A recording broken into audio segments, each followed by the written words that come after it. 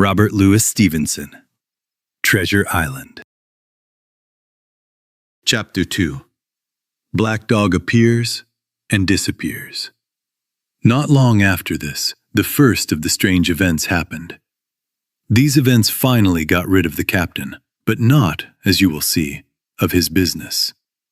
It was a very cold winter, with long, hard frosts and strong winds. From the beginning, it was clear that my poor father would not live to see the spring. He became weaker every day, and my mother and I had to take care of the whole inn. We were very busy and did not pay much attention to our unpleasant guest. It was one January morning, very early, a very cold, frosty morning. The cove was gray with frost, the water moved softly against the stones, and the sun was still low. It only touched the tops of the hills and shone far out to sea. The captain had got up earlier than usual and went down to the beach. His cutlass hung under his old blue coat, his brass telescope was under his arm, and his hat was pushed back on his head. I remember his breath looked like smoke behind him as he walked away. The last sound I heard as he passed the big rock was a loud, angry snort, as if he was still thinking about Dr. Livesey. My mother was upstairs with my father, and I was setting the breakfast table, waiting for the captain to return. Then the parlor door opened, and a man came in whom I had never seen before. He was pale and had a yellow face. He was missing 2 fingers on his left hand. Although he had a cutlass, he did not look like a fighter. I always watched for seafaring men, with 1 leg or 2, and I remember this man confused me. He did not look like a sailor, but he still seemed like a man from the sea. I asked him what he wanted, and he said he would have some rum. But when I turned to get it, he sat down on a table and told me to come closer. I stopped where I was, holding my cloth in my hand. "Come here, Sonny," he said. "Come closer." I stepped a little nearer. "Is this table for my mate Bill?" he asked with a strange smile. I told him I did not know his mate Bill, and that the table was for a man who stayed in our house, whom we called the captain. "Well," he said, "my mate Bill is likely called the captain. He has a cut on one cheek and a very pleasant way with him, especially when he drinks, my mate Bill. Let us say, for example, that your captain has a cut on one cheek. And let us say, if you like, that it is the right cheek." "Ah, well, I told you. Now, is my mate Bill in this house?" I told him he was out walking. "Which way, Sonny? Which way did he go?" After I showed him the rock and told him how the captain would probably return, and how soon, and answered some other questions. "Ah," he said, "this will be as good as a drink for my mate Bill." The look on his face when he said these words was not pleasant at all. I had my own reasons to think the stranger was wrong, even if he really meant what he said.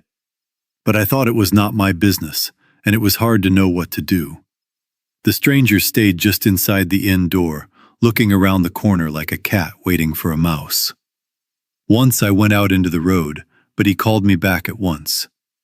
When I did not return quickly enough, his yellow face suddenly changed in a terrible way, and he ordered me back with a curse that made me jump. As soon as I came back, he returned to his old manner, half friendly and half mocking. He patted my shoulder, said I was a good boy, and that he liked me very much. "I have a son," he said, "who is just like you, and he is my greatest pride. But the most important thing for boys is discipline, Sonny. Discipline. Now, if you had sailed with Bill, you would not stand there and need to be told twice, not you. That was never Bill's way, and not the way of men who sailed with him. And now, here is my mate Bill, with a telescope under his arm, bless his old heart. You and I will go back into the room, Sonny, and stand behind the door, and we will give Bill a little surprise, bless his heart, I say again." As he said this, the stranger moved back with me into the room and placed me behind him in the corner, so that we were both hidden by the open door. I was very worried and afraid, as you can imagine. It made me even more afraid to see that the stranger himself was also frightened. He moved his cutlass so he could draw it more easily and loosened the blade in its cover. While we waited there, he kept swallowing, as if he had something stuck in his throat. At last the captain came in, closed the door loudly behind him, without looking to either side, and walked straight across the room to his breakfast. "Bill," said the stranger in a voice that tried to sound strong and loud. The captain turned quickly and faced us. All the color had gone from his face, and even his nose looked blue. He looked like a man who had seen a ghost, or the devil, or something even worse. Truly, I felt sorry for him when I saw how suddenly he looked so old and sick. "Come, Bill, you know me. You must know an old shipmate, Bill," said the stranger. The captain made a short, sharp sound. "Black Dog," he said. "And who else?" replied the other, now more relaxed. "Black Dog, the same as always. Come to see his old shipmate Billy at the Admiral Benbow Inn." "Ah, Bill, Bill, we have seen many things together since I lost these 2 fingers." And he showed his damaged hand. "Now listen," said the captain. "You have found me. Here I am. So speak. What do you want?" "That's right, Bill," said Black Dog. "You are correct, Billy. I will have a glass of rum from this dear child here, as I have taken a liking to him. Then we will sit down, if you please, and talk openly, like old shipmates." When I came back with the rum, they were already sitting on opposite sides of the captain's breakfast table, Black Dog near the door. He sat sideways so he could watch his old shipmate with one eye and, I think, keep an eye on his way out with the other. He told me to leave and keep the door wide open. "No looking through keyholes for me, sonny," he said. I left them together and went back to the bar. For a long time, even though I tried hard to listen, I could hear only a low murmur. But after a while the voices became louder, and I could catch a few words, mostly curses, from the captain. "No, no, no, no. And that's the end of it," he cried once. And again, "If it comes to hanging, then we all hang, I say." Then suddenly there was a loud crash of curses and noise. The chair and table fell over together. I heard the sound of swords hitting each other, then a cry of pain. In the next moment, I saw Black Dog running away, and the captain chasing him, both with drawn cutlasses. Black Dog was bleeding from his left shoulder. At the door, the captain made one last strong cut at him. It would have split him open if it had not hit our big Admiral Benbow sign instead. You can still see the mark on the lower part of the frame today. That was the end of the fight. Once he was out on the road, Black Dog, even though he was hurt, ran very fast and disappeared over the hill in half a minute. The captain stood looking at the sign like a confused man. Then he passed his hand over his eyes several times and finally went back into the house. "Jim," he said, "rum." As he spoke, he moved unsteadily and held the wall with one hand. "Are you hurt?" I cried. "Rum," he repeated. "I must get away from here. Rum, rum." I ran to get it, but I was so shaken by what had happened that I broke one glass and made a mess with the tap. While I was still struggling, I heard a loud fall in the room. I ran in and saw the captain lying flat on the floor. At the same moment, my mother came running downstairs, frightened by the noise and the fight, to help me. Together we lifted his head. He was breathing loudly and with difficulty, but his eyes were closed and his face had a terrible color. "Oh dear," cried my mother. "What a disgrace for the house! And your poor father is ill." At that moment, we did not know what to do to help the captain. We thought only that he had been badly hurt in the fight with the stranger. I brought the rum and tried to pour it into his mouth, but his teeth were tightly closed and his jaws were as hard as iron. It was a great relief when the door opened and Dr. Livesey came in to visit my father. "Oh, doctor," we cried, "what shall we do? Where is he hurt?" "Hurt? Nonsense," said the doctor. "He is no more hurt than you or me.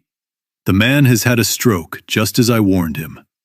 Now, Mrs. Hawkins, go upstairs to your husband and, if possible, do not tell him anything about this.